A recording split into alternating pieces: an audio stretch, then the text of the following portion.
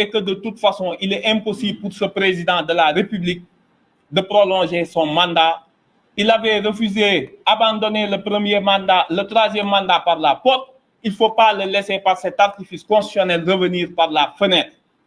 La population est invitée à suivre les candidats, à accompagner les caravanes qui se poursuivent et les mots d'ordre de grève et de ville morte qui seront déclarés. Je vous remercie.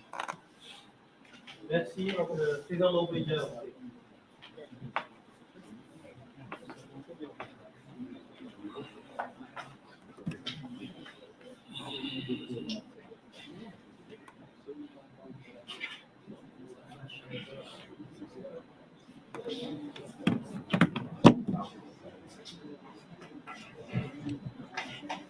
Voilà, mesdames et messieurs, à la suite de mes deux prédécesseurs, je voudrais déjà saluer la communauté musulmane sénégalaise qui fête aujourd'hui Kazu Rajab, exprimer tout mon soutien aux députés qui ont dû être évacués de la salle de l'hémicycle pour permettre que la forfaiture passe et leur dire qu'ils sont la fierté du Sénégal et des Sénégalais.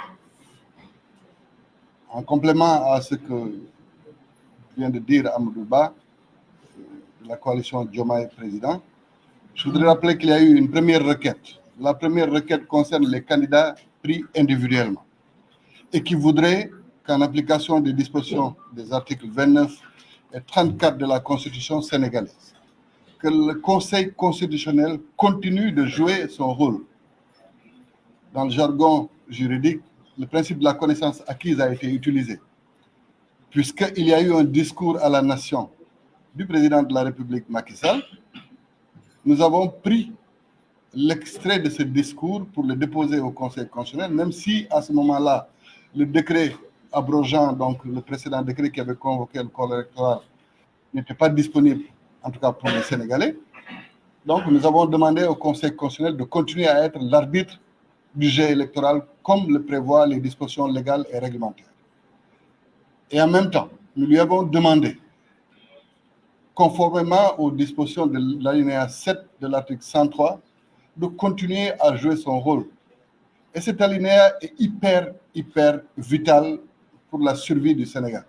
Parce que c'est dans cet alinéa que la forme républicaine de l'État du Sénégal est rendue intangible. Quand nous rendons intangible notre forme républicaine et que nous rendons intangible du fait de leur réforme consolidante de 2016, la durée du mandat, je pense qu'il n'y a plus de sujet à débattre du point de vue du droit et que cette première requête déposée par les candidats eux-mêmes devrait suffire à rétablir les candidats dans le droit pour que le processus électoral continue. Je rappelle d'ailleurs que cet alinéa découle de leur réforme consolidante de 2016. Pour une petite genèse, le président Macky Sall voulait réduire son mandat. Et il a consulté le Conseil constitutionnel pour lui dire que je voudrais ramener mon mandat de 7 à 5 ans. Le Conseil constitutionnel lui dit tu es incompétent quand il s'agit de la durée du mandat. Et qu'en aucune façon, ce sujet n'est de ta compétence. Qu'en conséquence, d'ailleurs, il faudrait que tu continues ton mandat jusqu'à son terme en 2019. Et c'est à la suite de ça que nous sommes partis dans le cadre d'un référendum pour dire qu'en aucune façon, nous ne pouvons revenir sur la durée du mandat, ni sur le nombre de mandats consécutifs. Donc c'est une question qui, pour moi, à elle seule, suffit à régler ce problème qui se pose actuellement. La requête des candidats doit être examinée au plus vite par le Conseil constitutionnel pour que, ensemble, cette décision qui va être favorable à ces différents candidats puisse permettre la continuation du processus électoral. Deuxièmement, comme il a été dit, les députés ont vaillamment résisté, mais ils ont encore une possibilité de pouvoir défendre le Sénégal. C'est de pouvoir saisir encore une fois le Conseil constitutionnel suite au décret qui a été publié. Et nous attendons donc la promulgation de leur loi, le délai de 6 jours, pour pouvoir aussi porter les recours qu'il faut. Parce que si on donne comme encore une fois une dérogation à un mandat, je rappelle que même dans le cas extrême du décès du président de la République, il n'est donné à son suppléant ou à celui qui exerce la vacance du pouvoir qu'un délai de 3 mois. Pourtant, un décès d'un président de la République est un événement très douloureux à vivre pour une nation.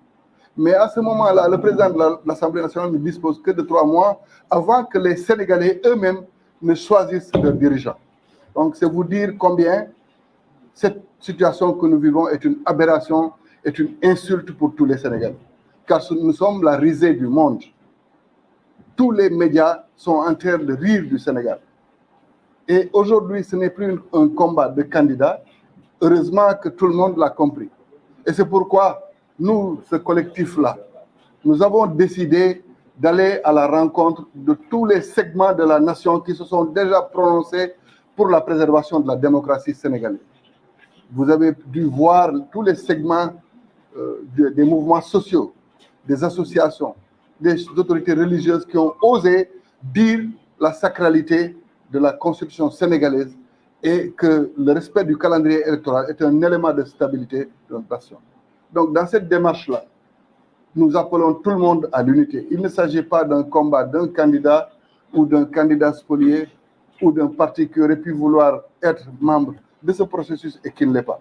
Il s'agit d'une affaire qui concerne tous les Sénégalais et cette crise permet de régler, si elle est réglée comme nous le souhaitons, définitivement toutes les questions des dérives qui peuvent survenir dans l'avenir.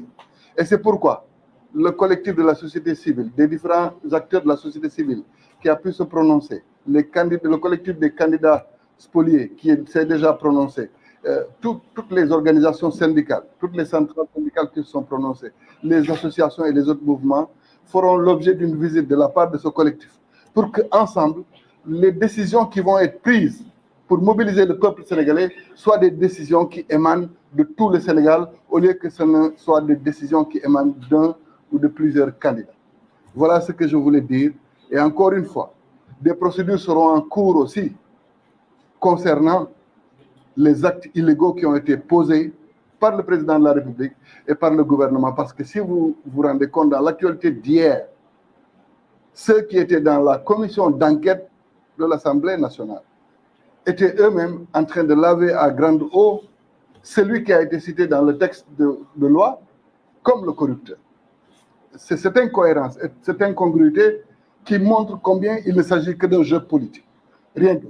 Vous ne pouvez pas être un accusateur, le lendemain, avant même que vous ne meniez les enquêtes, vous revenez pour dire que celui que vous avez accusé est blanc comme neige et que, naturellement, il reste votre candidat. Si c'est un corrupteur, il ne doit plus rester un candidat. De la même manière qu'il faut refuser à d'autres candidats qui ont la double nationalité la prétention qu'ils puissent diriger le pays. Voilà ce que je voulais dire en ramasser et je laisse la parole à mes collègues suivants. Merci, cher.